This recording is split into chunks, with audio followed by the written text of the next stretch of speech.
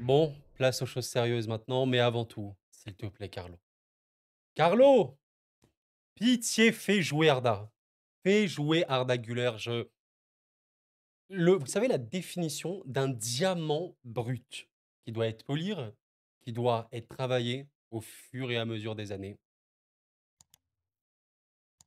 Arda Güler. Mesdames, messieurs, je suis extrêmement heureux de vous retrouver pour parler du Real Madrid qui remporte un match aisé, très facile contre les Ganes avec une équipe qui a été globalement très très bonne. On va y revenir en détail. On va maintenant se projeter par rapport à la Ligue des Champions qui arrive. On va également parler quand même voilà, de ce potentiel retour sur le Barça. Toujours un immense plaisir de vous retrouver. Je vous invite à vous installer tranquillement pour parler de ces joueurs-là. Maintenant, je vais, avant de trop développer, dire oui, je sais qu'on va me le dire en commentaire, Leganés est une adversité qui est faible, c'est une vérité. Par curiosité, j'étais en train de me demander, à quel point cette équipe était bonne offensivement parce que c'était le néant, hein, mais vraiment le néant offensivement. J'ai rarement vu ça honnêtement, ça fait un peu peur et je suis parti sur Understat pour regarder un peu les XG des équipes. Je suis, parti classer les équipes. Voilà, le Real Madrid est ici, 5e au niveau des expected goals, donc des occasions créées par le tir et vous avez Leganés ici qui est tout en bas. Oui, avec 10 XG, créés sur la Liga. Leganés est la pire équipe d'Espagne sur ce registre-là. Donc le Real était vraiment bien pour tester aussi des choses et c'est pour ça que je suis content parce que voilà, Ancelotti, il a quand même, fait des choses, qui me paraissent être pertinentes. Il y a eu un match énorme, mais oui, c'est vrai que je sais pas trop comment je titrerai cette vidéo, mais je voulais parler d'Arda avant tout parce que c'est typiquement, je pense, le genre c'est pour ce genre de joueur, qu'on regarde le football, qu'on va au stade. Très honnêtement, est-ce que vous préférez ce genre de joueur ou aller, on va dire, un pur et dur buteur, pas forcément très technique et tout? C'est les goûts et les couleurs, hein. Par exemple, Haaland, je sais que c'est un joueur qui est assez critiqué, pas parce qu'il est nul ou quoi, mais parce qu'il est très, c'est un robot, quoi. Voilà, les gens ils disent: «C'est un robot», c'est pas le plus beau et tout. Après, il peut être spectaculaire, mais Arda, c'est fabuleux. Évidemment, ce n'est pas du tout le même poste. J'aurais même pu parler, on va en parler, hein, de Brahim Diaz et qui est rentré, voilà, à la 75e. J'allais dire c'est le meilleur joueur marocain. En vrai, bon, pour moi, ça joue entre Achraf Hakimi et lui. Il est vraiment exceptionnel. Il y a eu un match qui collectivement était abouti. Honnêtement, franchement, je me pose la question, est-ce que c'était pas le meilleur match du Real au niveau du collectif? Un petit peu quand même, je trouve. En fait, qu'est-ce qu'on j'entends par du collectif? Déjà au niveau de la créativité, des actions de jeu, oui, oui, clairement, je pense que c'était peut-être le meilleur match parce que Bellingham, dans un rôle très axial où il a vraiment été, super bon, hein, voilà. Je pense même, assez présent, ouais, voilà, la récupération, il a quand même eu, quelques moments, mais très, très bon au niveau du dribble, très, très bon au niveau des passes. Le Bellingham, de la saison dernière, quoi et depuis, un peu le début de sa carrière à Dortmund et tout, ça c'était clair. Donc avec Güler également, même Camavinga qui savait très, très bien se projeter. Bon, honnêtement, la créativité de ce match-là était très bon. Donc déjà au niveau de ce point-là, oui, clairement, c'était peut-être le meilleur match du Real. Maintenant au niveau de l'équilibre global de l'équipe et même, je vais vous dire au niveau, vous savez, du contre-pressing, du pressing, bah ouais, franchement, c'était très, très bon. Encore une fois, Bellingham en première ligne avec Camavinga qui a fait un match énorme. Le premier but du Real sur ce match-là, c'est contre, enfin c'est oui, c'est Kylian Mbappé qui marque, OK, sur une très, très belle passe de Vinicius, mais et il y a une récupération, de Leganés et tu as un contre-pressing parce que de base, c'est une perte de balle, récupération adverse et quand l'adversaire récupère le ballon, il faut contre-presser. On n'a pas tant vu le Real Madrid le faire cette saison ou en tout cas le faire d'une manière un peu étrange. Bon, là, à la perte, voilà, le joueur de Leganés, je sais plus qui a perdu, qui a du coup s'est fait récupérer le ballon. Il a tenté un peu d'avancer, Bellingham, Camavinga en Neto, parfait. Voilà, Vinicius qui presse énormément et qui arrive à récupérer et pour, Kylian Mbappé qui aura marqué son but. C'est simple, c'est le football, mais c'est ce qu'il faut. Être ultra agressif à la perte sans faire de faute, c'est ce qu'on appelle le contre-pressing, être resserré, savoir faire les retours, les efforts. Ouais, on a vu un Real comme ça et c'est ça qui est cool. Voilà, c'était au niveau de la créativité, au niveau du pressing, j'ai trouvé intéressant. Maintenant, au niveau des occasions, soyons clairs, hein, c'était pas le plus grand match du Real, même au niveau de ses occasions. Je l'ai montré tout à l'heure, mais voilà, au Real Madrid, 24 que j'ai créé cette saison, c'est bien, voilà, c'est pas les plus hauts en Europe, mais c'est vraiment bien, OK.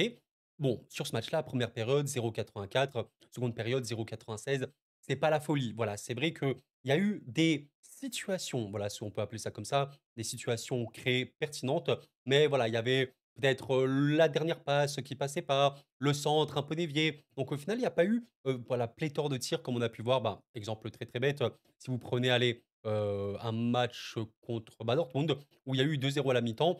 À la fin du match, le Real a énormément d'occasions. Bon, en plus, ils ont pu, prendre Dortmund pas mal de points en compte, vous voyez que oui, il y a déjà eu des matchs du Real Madrid où il se générait beaucoup, beaucoup plus d'occasions. Mais voilà, moi j'ai vraiment trouvé un Real pertinent et ça fait plaisir. On voit que la menace en attaque sur ce match était à sens unique, hein. Vraiment, ils n'ont pas existé, les Ganes. D'ailleurs, le but de Valverde, coup franc, hein, un peu la spéciale Valverde. J'en parle dans toutes mes vidéos du Real Madrid. Est-ce qu'on a besoin d'exprimer ce joueur-là, qui est un des meilleurs joueurs du monde, qui joue même pas dans un rôle préférentiel, mais qui est tellement polyvalent, qui est tellement intelligent. Et vous savez, c'est pour ça que moi, je milite un petit peu dans le football. Si vous regardez mes vidéos, vous savez très bien que je milite pour ça, de la compréhension des joueurs de football. Ne pas limiter simplement les joueurs de par leur poste. Moi, j'aime beaucoup réfléchir en termes de profil. Profil, pas en termes de poste. Parce que Valverde, allez, si on parle en termes de poste, c'est quoi? C'est un milieu de terrain. OK, milieu central, box to box, si vous voulez, relayeur, OK. Mais son profil, c'est quoi le profil de Valverde? Les joueurs avec un volume de jeu énormissime, qui fait des efforts de la première minute à la dernière minute, qui a également une très grosse frappe, notamment de loin, qui sait très, très bien se projeter, mais qui sait également très, très bien défendre. Bah, le profil de Valverde, bah, c'est tout. C'est tout sur un terrain. Donc, ce genre de joueur un peu couteau suisse, OK, ils ont un poste clé, factuellement, mais ils peuvent être à l'aise dans beaucoup de situations différentes. C'est pour ça que je pense vraiment qu'il faut un peu militer pour ce côté, comprendre le football, non pas en tant que pur poste, lui, c'est son poste, point final, mais en termes de profil. Et les coachs, bah voilà, souvent ils font ça, quoi. Sur ce match-là, on a quand même vu Kylian, surtout pendant la première période, sur un côté, comme il avait l'habitude de jouer souvent depuis le début de sa carrière. Il a déjà joué ailier droit, il a déjà joué avant-centre, fixe, un peu faux neuf, ok. Et Vinicius un peu plus axial, comme il a déjà eu l'habitude de le faire dans une attaque à 2, par exemple, un peu voilà, moins dans le demi-espace gauche, mais un peu plus voilà, axial tout simplement. Et c'est ça, c'est les profils. Bon, maintenant c'est vrai que j'ai pas encore parlé de Vini et Kylian, je peux vous le dire. Moi, j'ai pas trouvé Kylian le plus exceptionnel. Bon, je pense qu'on est vraiment encore très, très, très, très loin de ce que peut être Kylian Mbappé, c'est-à-dire le joueur élite, élite, élite absolutière, même offensivement. Là, je l'ai trouvé OK, sans plus. Voilà, je vais pas non plus la seconde période, je l'ai trouvé un peu, absent, mais OK, allez. Mais je pense quand même que côté gauche, on a quand même vu des actions, des moments de Vinicius, ouais, où tu te dis: «Bon, est-ce qu'il existe un meilleur joueur, sur l'aile gauche, ouais, dans le monde?» Je suis pas sûr, donc voilà, donc bon. Après voilà, Vini, je l'ai trouvé, allez, assez OK, assez pertinent. Les 2 n'étaient pas mauvais, mais je sentais quand même qu'il y avait d'autres stars sur le terrain et voilà, évidemment, je pourrais parler beaucoup plus de Darda qui est vraiment, en fait, si vous voulez, le détonateur du Real Madrid. En vrai, c'est lui, sincèrement, c'est lui et quand tu as des joueurs comme ça, avec leurs pattes techniques comme lui, comme Brahim Diaz, putain, mais le football est tellement simple quand tu as des joueurs en plus comme Camavinga et Bellingham. En fait, vous comprenez pourquoi on ne peut pas enterrer le Real Madrid le jour où cette équipe pourra et saura jouer ensemble. Ça va être une catastrophe pour les adversaires. En fait, ils pourront limite plus perdre dans le sens propre parce qu'ils ont les meilleures individualités du monde et c'est factuel. Les meilleures individualités ne font pas les meilleurs collectifs, bien sûr, mais s'ils y arrivent, et voilà quoi. Enfin, Vinicius, c'est que top combien à son poste? Encore une fois, je vois, ça c'est une habitude de langage. Top combien à son poste? Mais bon, on peut dire top combien dans les joueurs qui ont ce profil-là?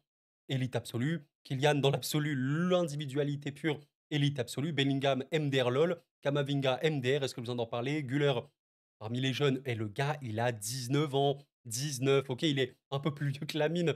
Il est comparé à Lamine. Bon, c'est pas vraiment le plus pertinent parce qu'ils sont jeunes, mais 19 ans. Valverde, il a que 26, hein. À l'aide. Et là, vous avez des absents. Là, vous avez Rodrigo qui s'est blessé et tout. Par pitié, ça fait peur, sincèrement. C'est vraiment le Barça a une exceptionnelle génération, mais qui collectivement est aujourd'hui plus abouti. Mais le Real, OK, collectivement, ils sont moins aboutis, mais ils ont aussi des individualités de fou. J'ai oublié d'en parler, les gars. Mais Raúl Asensio, mais par pitié, mais qui es tu toi aussi, mon gars? On en avait parlé la dernière fois. Normal, très bon match, je sais plus contre qui, contre Sassuolo peut-être. Et là, mais et vas-y, franchement, c'est beau. Je suis étonné, hein, vraiment, je connaissais pas du tout le Raúl Asensio là. Ouais, voilà, et 9 quand même actions défensives sur le match-là. Est-ce qu'il y a des stats un peu plus précis? Je vais checker. Ouais, je viens de voir quand même que c'est ce qui me semblait de la tête. Il aura été assez bon. Raúl Asensio, mais ouais, c'était un bon match, hein, pour le Real. Je veux juste regarder un petit truc au niveau des dribbles. OK, bon, Vini, ça m'étonne pas, mais voilà, c'est ce qui me semblait. Arda Güler, 100 de dribbles réussis, c'est délirant. Et ouais, évidemment, Bellingham a également fait 4 dribbles sur 5, 3 tirs cadrés sur en fait, c'est ça qui est fou avec Güler, mais ce mec est un génie et c'est ouais, c'est ça, c'est le joueur après Kylian qui a généré le plus d'XG du match, ça ne m'étonne pas. En fait, les gars, Güler, rappelez-vous de son Euro. Rappelez-vous de la sélection turque à l'Euro, qui est une très belle équipe. Ce n'est pas dans le top 5, dans le top 10 européen. Rappelez-vous à quel point, quand Arda avait le ballon, il pouvait se passer une dinguerie. Il y a du génie en lui là. Ça pue le génie. Et comme je l'ai dit en intro, pitié Carlo, les génies, vous voulez les voir sur le banc ou sur le terrain? Entre guillemets, tu peux profiter un peu de l'absence de Rodrigo pour le faire jouer. Bon, on verra bien. J'ai envie de vous parler quand même. On en reparlera normalement mardi, peut-être lundi, mais je pense que ce sera mardi, des previews de Ligue des Champions du Real Madrid-Liverpool qui arrive. Le Real Madrid, ben, va peut-être affronter la meilleure équipe d'Europe actuellement, avec le Barça qui va légèrement moins bien. C'est sûrement Liverpool qui est sur une forme absolument délirante avec des joueurs à un niveau drastiquement monstrueux comme Mohamed Salah qui, mesdames, messieurs, ne rigole pas. Alors, il y a eu une grosse frayeur contre Southampton. Dans les faits, un match, je vais pas dire à sens unique, mais qui était, très, très largement à l'avantage de Liverpool qui aura gagné. Quelle composition tu fais contre Liverpool? Je vous pose la question et là, je regarde contre les Ganais, c'est ce que tu as fait. Tu as tenté Arda, je regarde un petit peu. Mais vous voulez que je vous dise un truc? J'ai oublié de parler de Fran Garcia, qui honnêtement a été très pertinent aussi, hein. Moi, j'ai pas trouvé un madrilène vraiment en dessous. Ceballos, il a été crucial dans les phases de transition défensive, notamment à la récupération. Je sais pas s'il a, OK, lol, j'allais dire à la récupération, est-ce qu'il a été bon? Ah bah, attendez, on va regarder tout simplement tous les joueurs, du match là. Récupération, OK.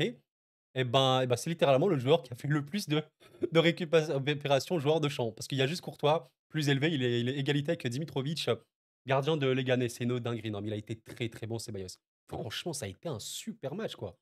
Super match. C'est assez fou, hein. Donc, je vais te dire une chose, tu me dis si tu es d'accord. En vrai de vrai,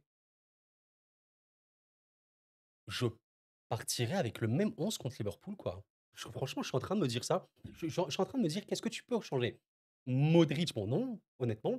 Brahim, bon, il est fou, hein, Brahim, honnêtement. Brahim Dia, je le trouve exceptionnel, ce joueur. Hendrick, bon, il sera pas titulaire, vous avez compris. Le banc, il y a quand même pas mal d'absents.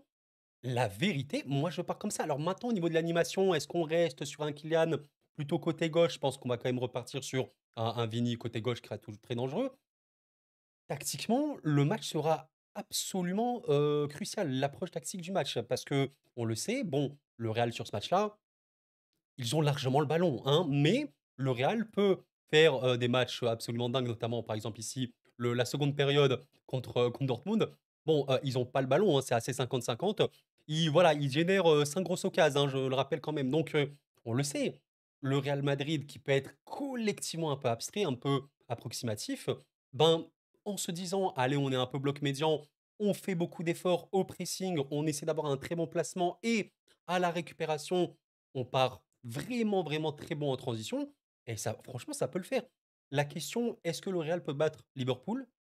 Ouais, honnêtement, bien sûr, bon, ça reste le Real, donc évidemment, je ne vous apprends rien. Pourquoi pas? Alors à Anfield, ce serait un coup énorme. La dernière fois que ça s'est fait, ils l'ont fait, hein. C'est vraiment une équipe de fou, ils l'ont fait. C'était quoi? C'était, Benzema, je crois, qui avait marqué un doublé, je sais plus quoi. Bref, il y a quand même, ouais, pas mal d'absences, hein, les ligaments croisés là. Aïe, aïe, aïe, aïe, aïe, hein, Militao, Carvajal et tout, ténébreux, ténébreux les amis. Mais honnêtement, je partirais avec la même composition et je me dirais que tactiquement, on va essayer d'être solide et partir vraiment en transition, voire même en contre, en cas de corner de Liverpool ou quoi. Relance très très vite et contre. Vas-y à fond, t'as les meilleurs joueurs du monde pour ça, ou pas loin, voilà. Bref les amis, j'espère vraiment que vous avez apprécié ce petit débrief. N'hésitez vraiment pas à laisser un petit pouce bleu, ça m'aide énormément. Merci à vous. Toujours très content de parler de cette équipe, même du Barça et des autres. Je suis heureux de toute façon. Mais ouais, très, très hâte de voir ce match-là. Vous me dites en tout cas si vous êtes d'accord vis-à-vis de la compo. Est-ce que vous partez vraiment sur la même chose? Je veux voir Arda. Et en fait, Arda, j'ai oublié de le dire et je le finis sur ça. Arda, c'est également et typiquement le genre de joueur, bon, le Real en a beaucoup, qui peuvent marquer à tout moment. C'est-à-dire Arda Güler, vous savez, beaucoup d'équipes de football sont dépendants, si vous voulez, d'une construction. Ils ont besoin de construire une action, d'avoir un vrai jeu pour arriver à marquer des buts. Le Real Madrid a la chance de ne pas forcément avoir besoin de ça parce que ben, Bellingham, Valverde, entre autres, hein, qui peut totalement le faire, Camavinga et Güler, enfin il y en a plein, Vini, Kylian, peuvent à tout moment, déclencher à 20-25 mètres et marquer en pleine lucarne, petit filet opposé ou quoi. C'est totalement faisable. Arda Güler, franchement, hein, je peux rien dire, évidemment, c'est le football. But contre Liverpool, et franchement, c'est pas impossible du tout. Ce n'est pas impossible, si c'est le genre de feu follet, c'est des joueurs inarrêtables. Et attention, parce qu'on peut vivre vraiment une soirée assez légendaire à Anfield. En tout cas, c'est ce que je nous souhaite, les amis. Merci d'avoir suivi la vidéo, c'était Koro, prenez soin de vous et la paix sur vous.